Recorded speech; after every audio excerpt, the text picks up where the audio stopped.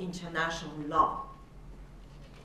And so what I am going to tell you today basically takes this into consideration.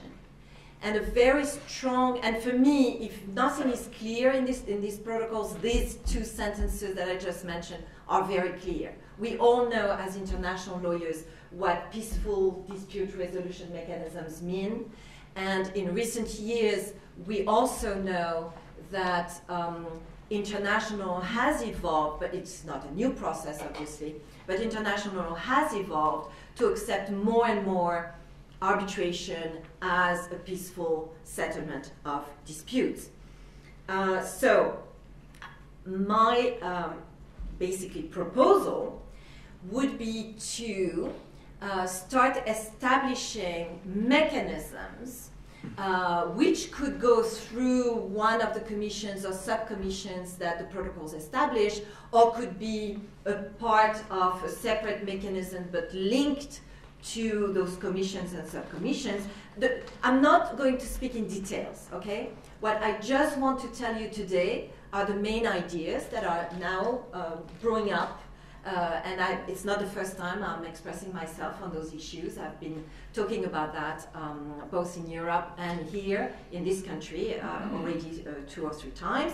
So, but it's time for the idea to be aired a bit more, to be discussed with people like you, and to so that people on both sides of the dispute will take it as their own and make it work. And we have my hope, I'm going to disclose my hope. My hope is that by the 100th anniversary of the genocide, we have a committee that is established and the ball will be rolling, and that some kind of an arbitration will be going on. And so we can finally get out of that and go on with our lives without having this victim bureau, how do you say bureau in English, you know, or perpetrator type of mentality that we are getting. You know, it's in psychological studies. I've been working with some psychologists and psychiatrists on this, and you get this transmitted to your kids. It's enough, you know. It's plenty of time now. So we have to get on with our lives without transmitting this mentality of victim, this mentality of perpetrator to our kids. And in order to do that, justice has to be made. One way or the other, but justice has to be made. And in order to do that, because courts are close to the process, most probably, I mean, we have had studies already showing that, I think we have to establish some kind, and I call it arbitration for the lack of a better word. If you find out a better word, I will be happy to go with it. But the idea is, let's put together an alternative dispute resolution mechanism so that those disputes will be, aired, will be decided by a neutral body. Neutral body is a very important word here. If you have questions, if you have ideas, I will be happy to discuss that with you later on. Okay, what kind of disputes this mechanism can tackle? People will say border issues. Okay, border issues, fine. But in the protocols, border issues have been already tackled on.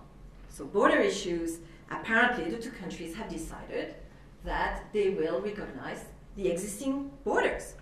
The English version, unfortunately I don't read Armenian and I don't read Turk, so I'm going to be stuck with the English version, which is not entirely good.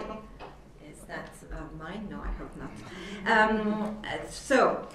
What they are saying is confirming the mutual recognition of the existing border between the two countries as defined by the relevant treaties of international law. Yeah, I'm not an English mother tongue person, but I can recognize some mistakes there. But anyway, doesn't matter. I think we have to just take out the words that are not pertinent and speak about international law and relevant treaties in international law, whatever it is. So, what does that mean? That may mean that the two countries have decided to go and respect the Kars Treaty.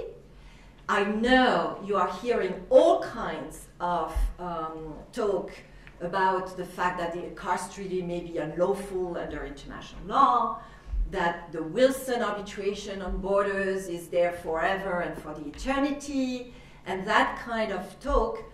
I'm not going to say anything about that, but the fact that whatever those things are, whether they are false or correct, I personally am not going to pass a judgment on that. I'm going to leave that for the states. And frankly, I think, and I'm going to have a lot of enemies in the Armenian community, but I'm used to that, don't worry. It's actually, I'm pretty sure that a lot of Armenians, including in the diasporas, would really not want to reopen border issues between Turkey and Armenia. And this is not to say, you have to be very careful, this is not to say that personal damages suffered by Armenians on those territories which are now Turkish territory may not become part of the dispute resolution mechanism. So you have to completely separate, and that's why I was speaking earlier of two levels, the state-to-state border issue to the personal damage issue on territories which are now Turkish territories. So I want to close the border issue here.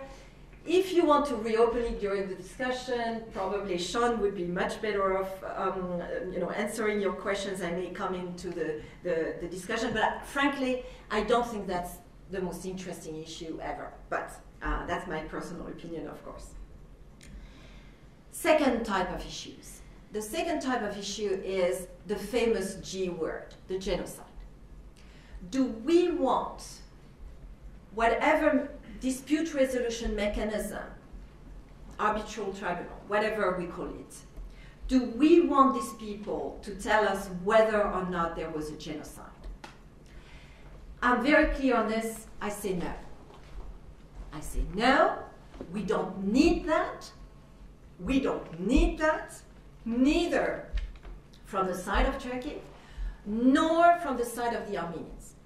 And personally, I do not understand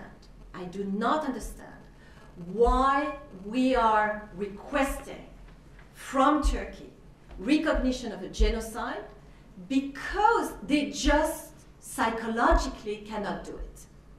They may do it in a different way, but why? I'm going to go back to art. I don't know how many of you saw this absolutely extraordinary art exhibit at the Guggenheim, I think it was 2 years ago, by this Chinese artist, whose name I'm not going to try to pronounce, and where there was this horde of wolves. He had taken wolves that were, now I'm lacking the English word. You know, you put a stuffed animal, but it's, they were real animals, dead animals, but he has put them as if they were real ones.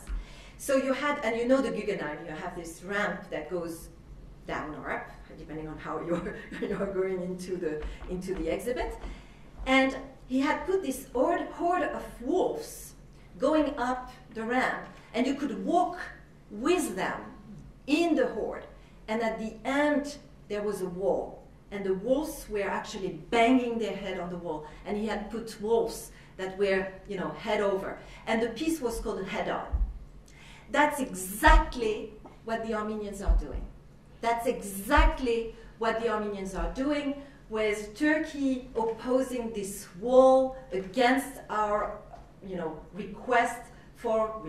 demand, exigence, as we would say in French, for recognition of genocide.